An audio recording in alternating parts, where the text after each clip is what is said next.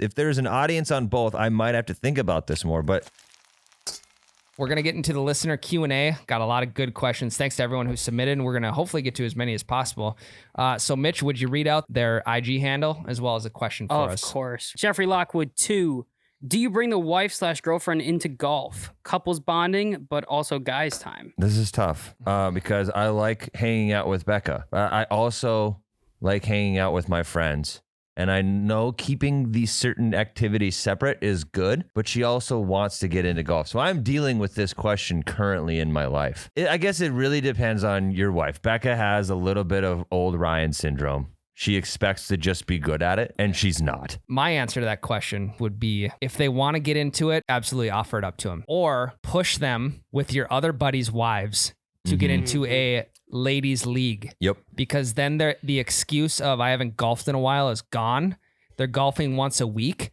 And then they understand what you're feeling when you get to go out and golf with their buddies because she's going out and golfing with her friend. Or what you do to just, if you don't want to golf with her, bring her with one time and just be a psycho. Throw your clubs, swear, smoke a bunch of cigs, just get shit canned. And when you're done, be like, that was a pretty calm round today. God, I was really feeling myself out there today. God, I don't know what usually I'm a lot more rowdy than that, but today was just a new level. Yeah. Thanks for keeping me calm out there, honey. And then she'd be like, oh, we should golf together more. You say that to her, and then she's just scared of you at that point. And then she never wants to golf with you again, and then there's your decision for you. You're Problem good. solved. Next question. _Jovinator. Would you rather go no glove or only be able to wear a non-white glove whenever you golf?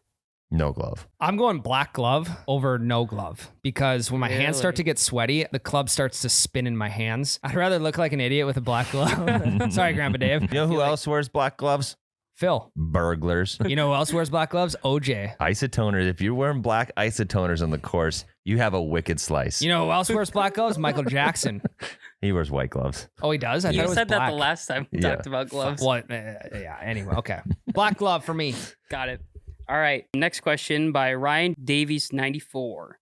Would you rather break 80 every round but no more bev cards, or shoot over 90 every round and free beer? That's a tough one. Ooh. Fuck. What a great question. I know. Yeah. I'm going 90 plus with booze. Really? Yep. Yeah. Yep. I don't care. You like to have fun, though. Yeah. And I do, too, but I also like to shoot good scores. Yeah. I mean, like, Ryan's already having fun because he's shooting a good score. I still haven't broken 90 and I still like golf. But if you took the beer away from me and I'm over 90, it's not going to be as fun. What if you just got really into smoking cigs? If that's an option, it's no longer a bev cart, it's a head cart. Yeah, I'm going above 90 with booze on the course. It's free beer too. It's free, dude. Like, think about a scramble tournament. If we all shot a 91, we all shot 91 level of play with free beer. That's so much fun. That's probably one of the best hypotheticals I've ever racked my brain around. And like, we do play a lot of sober rounds because we shoot a ton of videos like in the middle of the week in the morning. Like, we're no strangers to playing with no booze, right? But we like playing with booze better.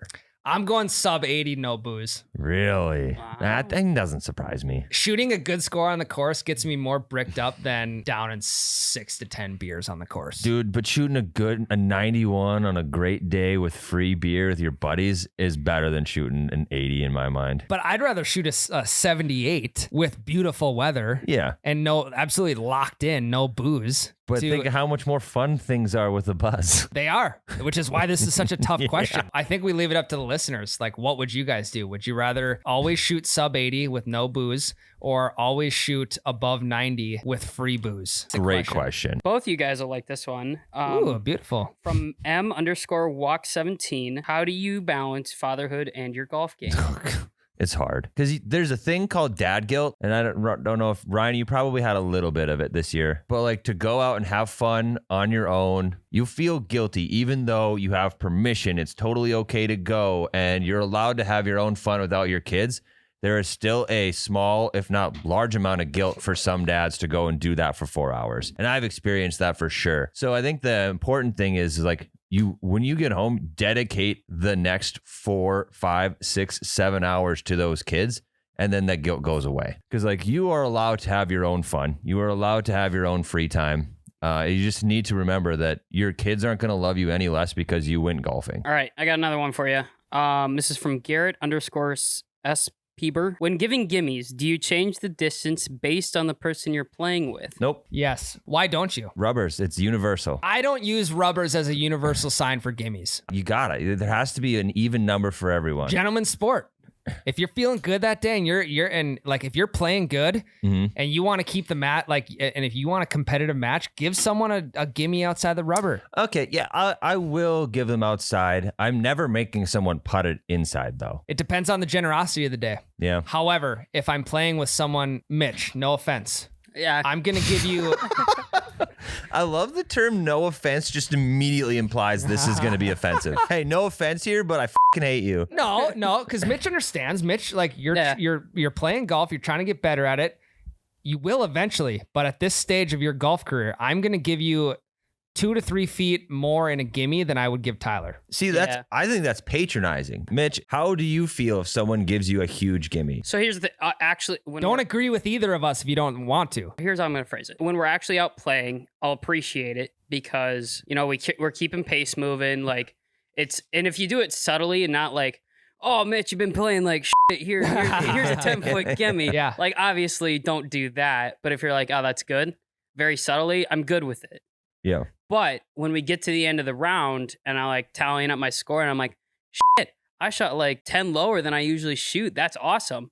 In the back of my head, I'm going to know it's probably going to be closer to an average round for me because I was getting a lot more gimmies. So you don't feel as good about your low score knowing that you got all these really nice gimmies given to you. Yeah. In my mind, I shot an average round. Do you ever just Okay. But that's just me being a you're semi-competitive person with myself and like knowing I want to get better. Because you're not going to get better if we're giving you 8 to 10 foot gimmies. Exactly. I need to be.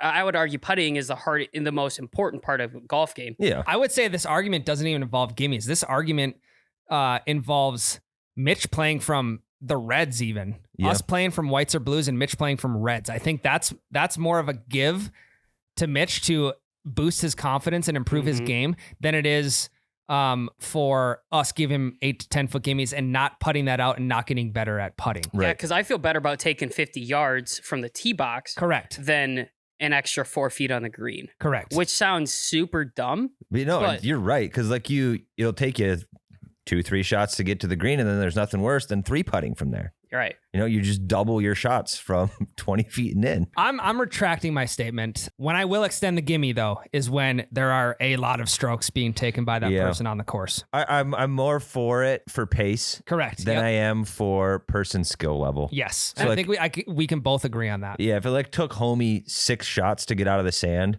it's like you're getting the gimme so we can get going. Not because I think you're shitty. Yep. Should be the final question. Let's do it. Let's wrap her up. From Zeely Nick 10. 400-yard drive on hole 1 or sink a 30-foot putt on 18 in front of a full clubhouse. Putt on 18 for sure. 100%. Without a doubt. Really? Such an easy question. 30-footer on 18. There's an audience. If there's an audience on hole 1, maybe I'd change my tune. But on hole 1, you're setting the tone for the round with a 400-yard drive. That's setting a great tone. Well, if you know anything about sentence structure, the exclamation point goes at the end. That's true. That is correct. That's actually a great way to look at it. Nothing better than a good hook, though. That's true. Well, I mean, if there's an audience on both, I might have to think about this more, but I don't even think it's about the audience. I think it's about your round just ended and you ended on the highest note possible.